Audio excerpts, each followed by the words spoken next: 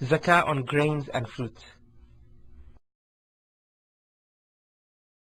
Allah has subjected the earth for His creation, so they are able to acquire different types of produce from it, and He stipulated zakah on everything that is taken from the earth which one attains some benefit from, including grains and fruit, when certain conditions are fulfilled. The first classification of this produce is grains and fruits. Allah the Exalted says, "But pay the due thereof on the day of their harvest." And due to the statement of the Prophet, peace and blessings be upon him, from that which has been irrigated by the skies, meaning because of rain, and streams, or that which is athari, 1/10 is paid.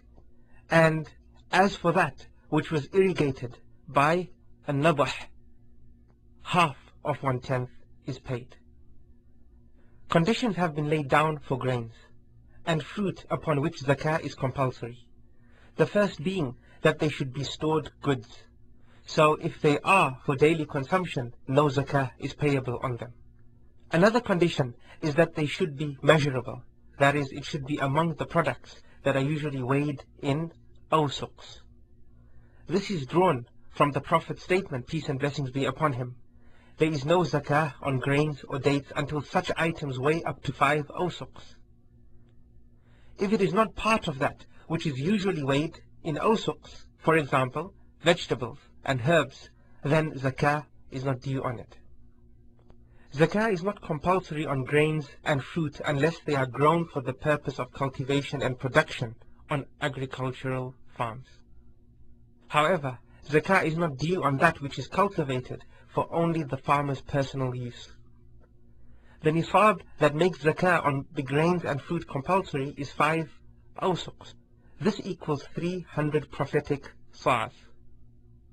It is also permissible to measure it, so it is equivalent to 612 kgs of good quality wheat. One has to mix variants of the same fruit for the same year in order to see if they add up to the nisab. It is compulsory to pay zakah on grains when they have hardened, and on fruits when they have ripened, and therefore deemed consumable. Whoever sells fruits or grains after the period in which the zakah was due is still liable to pay zakah for them, as he was in possession of the fruit and grains at the time when they were due. Concerning the amount of compulsory zakah due on grains and fruits, the scholar said, the zakah is 1/10 for that which was irrigated with no inconvenience or stress.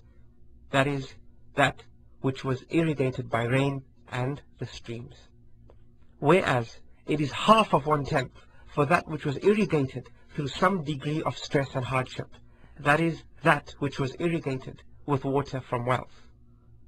But if it was irrigated sometimes with rainwater and at other times with well water, it is compulsory to pay 3/4 of 1/10 from the crops. Evidence for this is in the Prophet's statement, peace and blessings be upon him, from that which was irrigated by water, from the sky, rivers and streams, 1/10 is paid. As for that irrigated by as-saniya, half of 1/10 is payable. And if the farm land was rented, the zakah on its produce is compulsory on the one who rented the land, not on the owner of the land.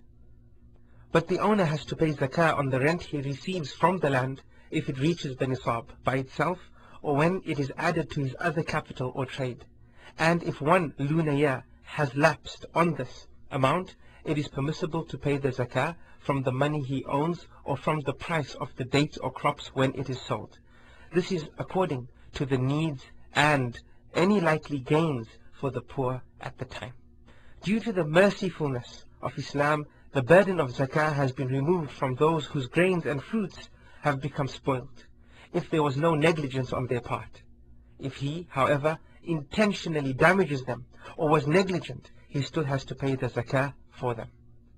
Zakah is not due on honey, as there is nothing reported from the Prophet, peace be upon him, concerning this. But if one paid voluntary alms on it, then this would be a good act. This could even be a reason for his provision to increase and be blessed so as to receive much benefit from it.